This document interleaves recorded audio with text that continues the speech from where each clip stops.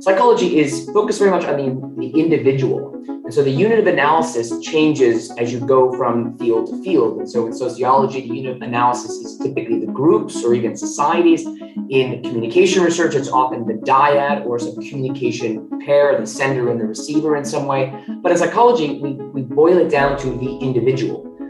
Welcome to Chelonia Podcast, a podcast about the use of scientific discoveries and technology applications. We provide the best information on projects participated by Chelonia and many more. My name is Gabriella Bernardi. I'm a science journalist, and in today's episode, we talk about mating, statistics, and personality with Peter Karl Jonason, Associate Professor at University of Padua, Italy. And first of all, nice to meet you. And you, piacere. And would you please briefly introduce yourself? Well, you've already covered the big bits about where I work and what I do there. But I'm a researcher and a social and personality psychologist by training. I was educated in America in places like University of Connecticut and New Mexico State University.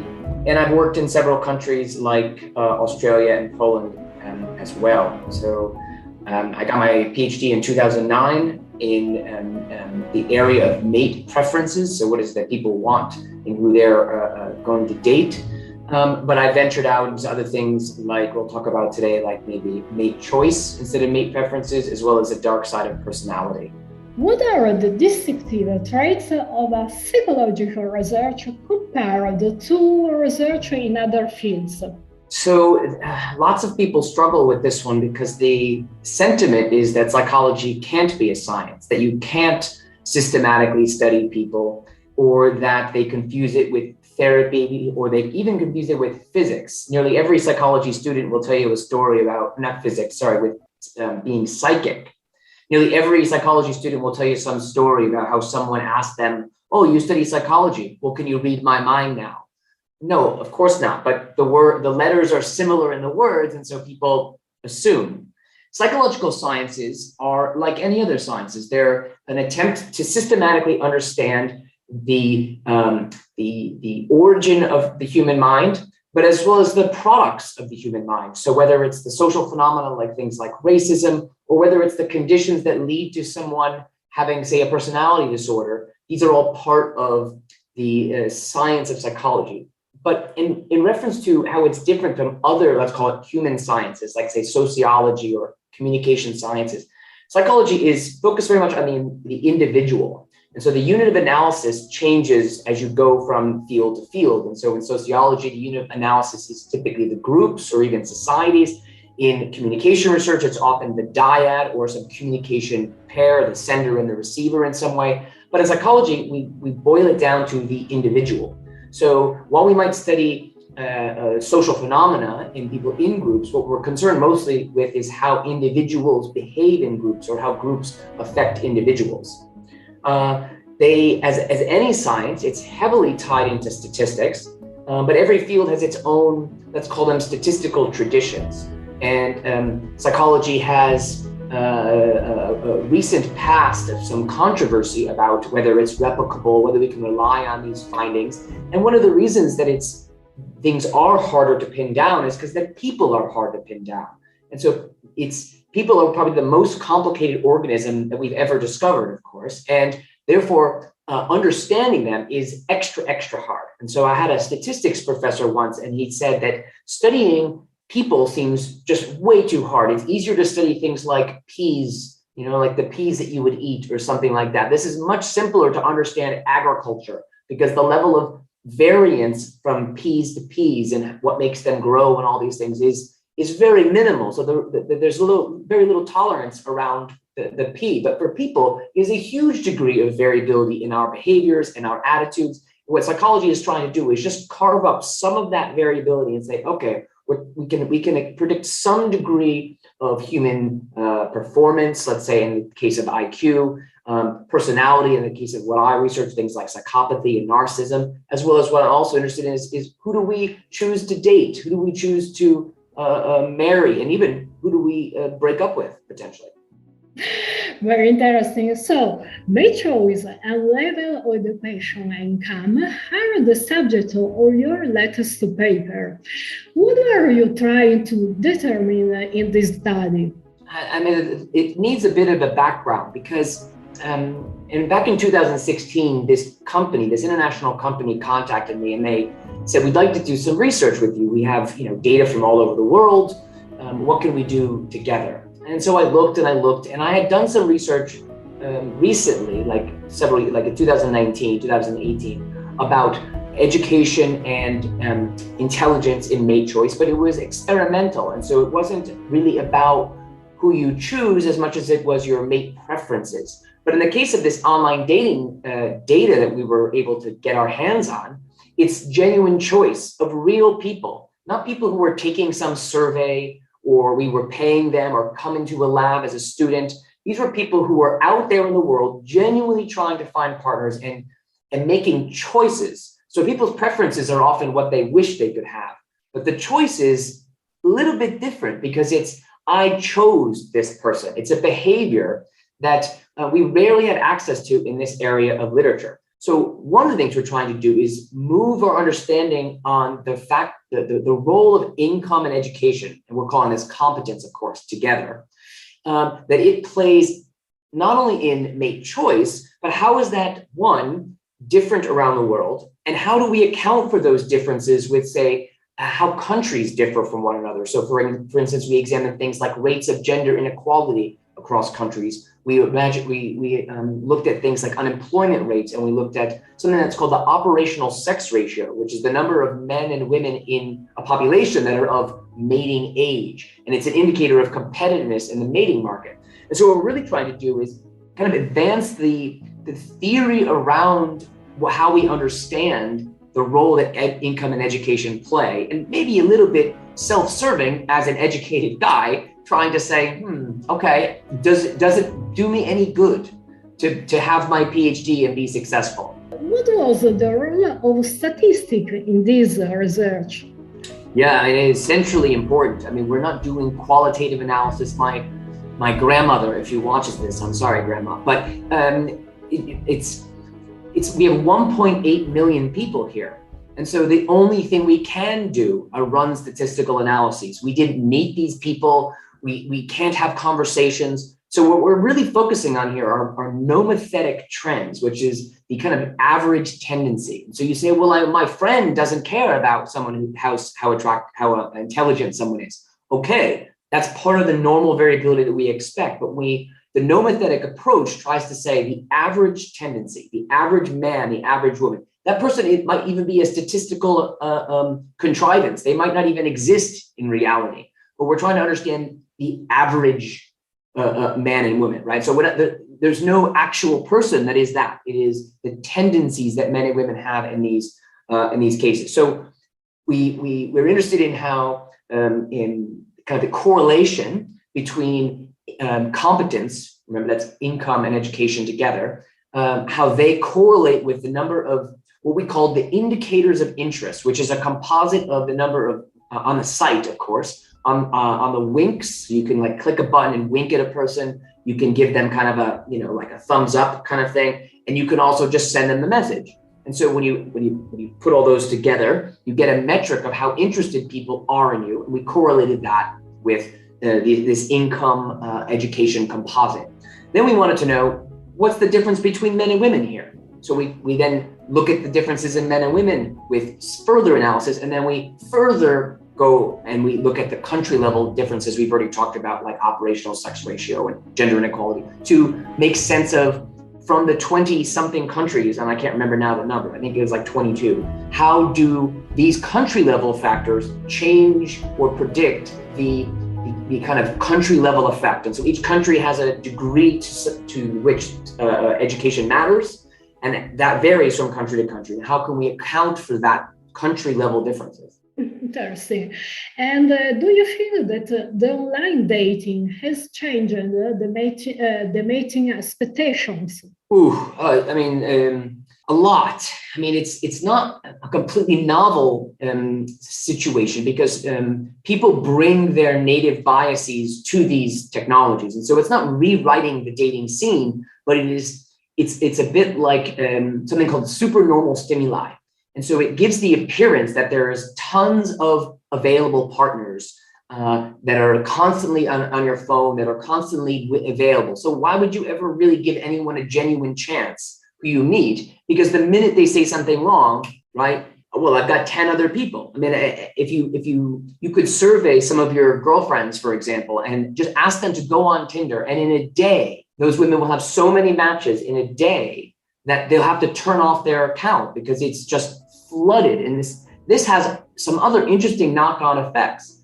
So when you get this feedback from the world that says, every guy likes me, every single one that I wants me, this creates an inflated sense of mate value. And this leads to women, for example, being hyper demanding. A friend of mine just told me a story about, for his first date, she demanded that he paid for her Uber to go to the first, like just to meet him, he had to pay for the Uber to go.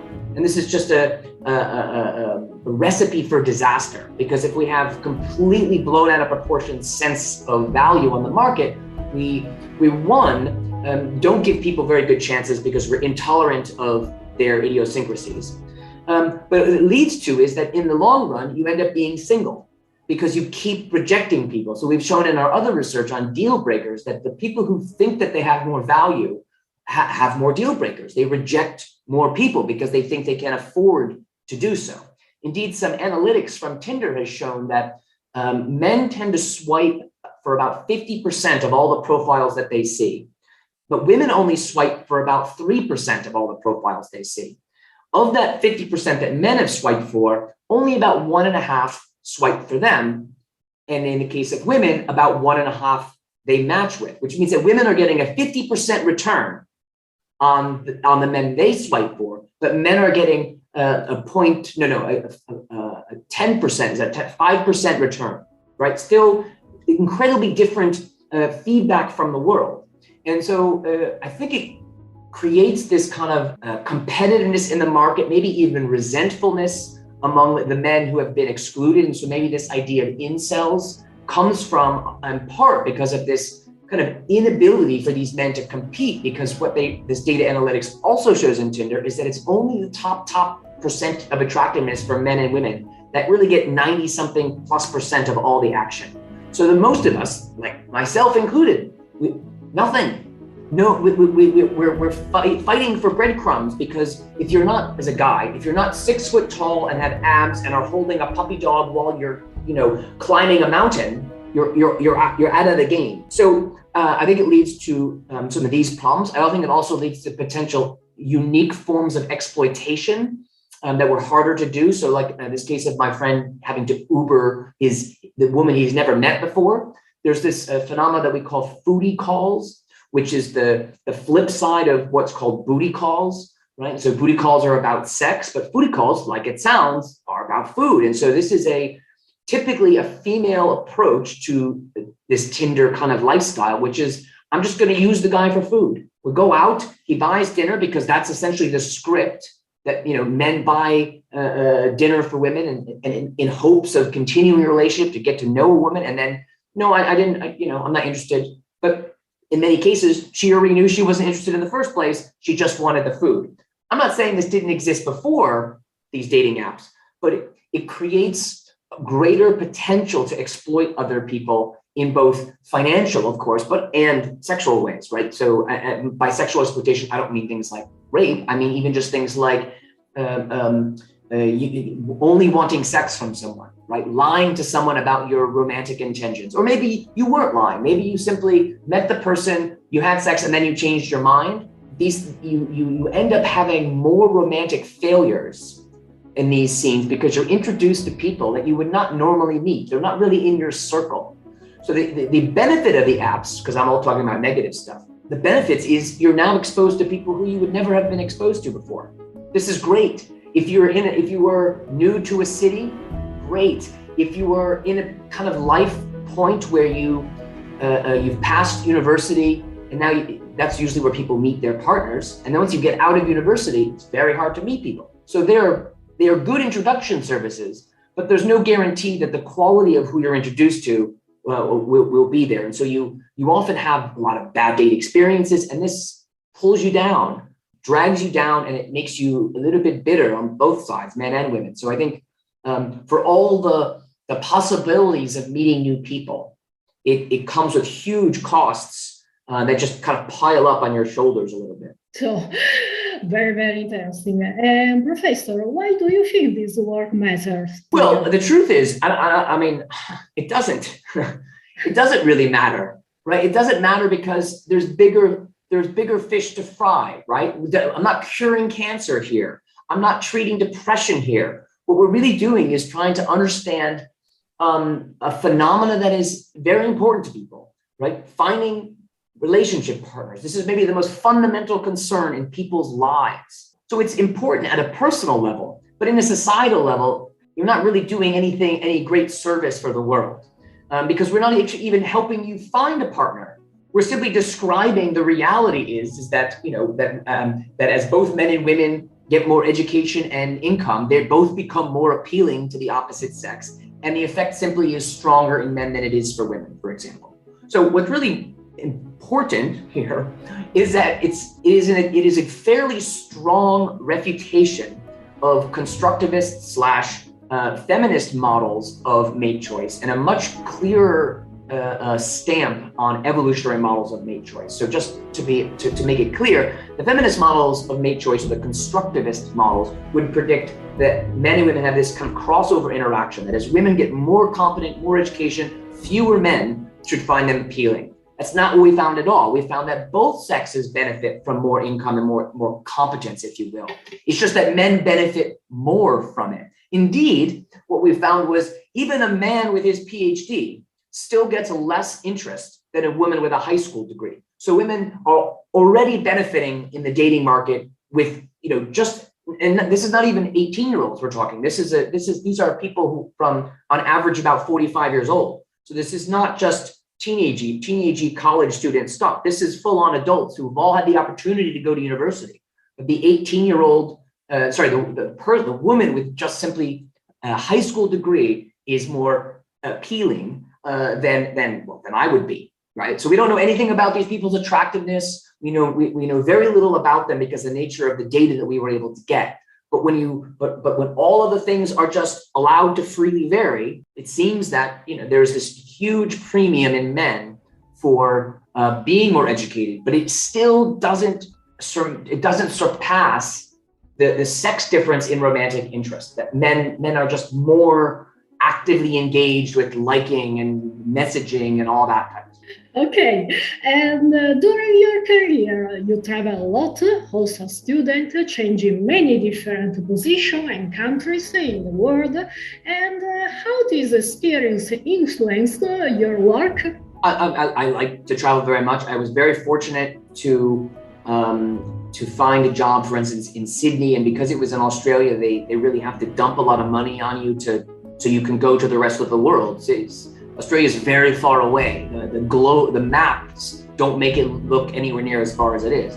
And that leveraged me up to slowly start to integrate kind of cross-cultural research into my field. And so into my research. And so I slowly started adopting cross-cultural samples. I slowly started adopting colleagues from other countries, because I've always believed that a paper, a research study, is a bit like a child in that it takes a village to raise it. And the more people you have involved, at least in some aspects of the paper gets better. There's a point when there's too many authors, of course, but you can say stronger things when you have data from around the world. So I wasn't originally interested in cross-cultural psychology. My travels were just like, I want to travel. And I happened to meet people who liked the research that I did, who were very welcoming to me. And I just became, without trying, a kind of cross-cultural psychologist. What it did was it allowed me to really improve my science, but also to be exposed to different ways of thinking about the very same very same problems.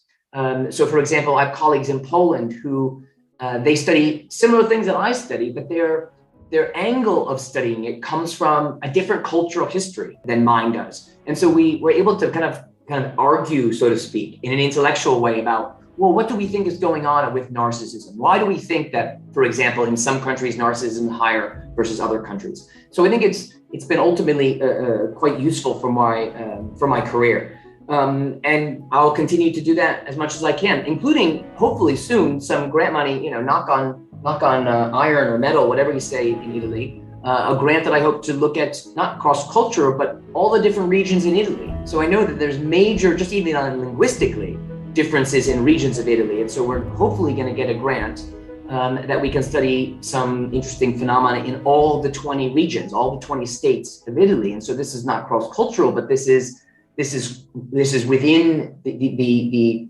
rainbow that is Italy, so to speak, right? Within the range of Italy. Interesting. So, Professor, we are at the end of this podcast, but last curiosity. I read for your CV that you won the Ig Nobel Awards in 2014. And can you comment about it?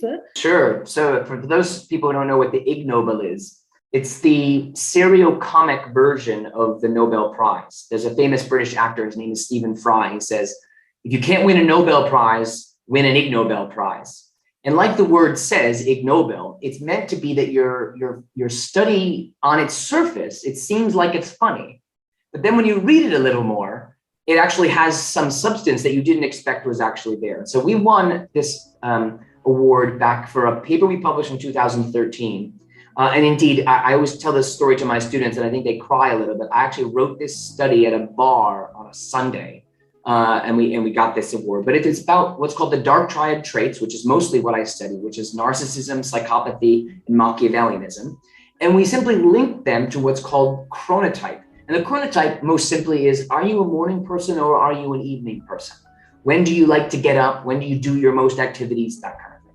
And so what we found was that the dark triad were correlated with a nighttime chronotype. And I reasoned that this was the logical niche that these kind of people should occupy because of their kind of what we call a fast life history strategy. So criminality, casual sex, these kinds of things. And this led with really no pushing on my part. I never did anything else with this idea to what they call the niche specialization hypothesis.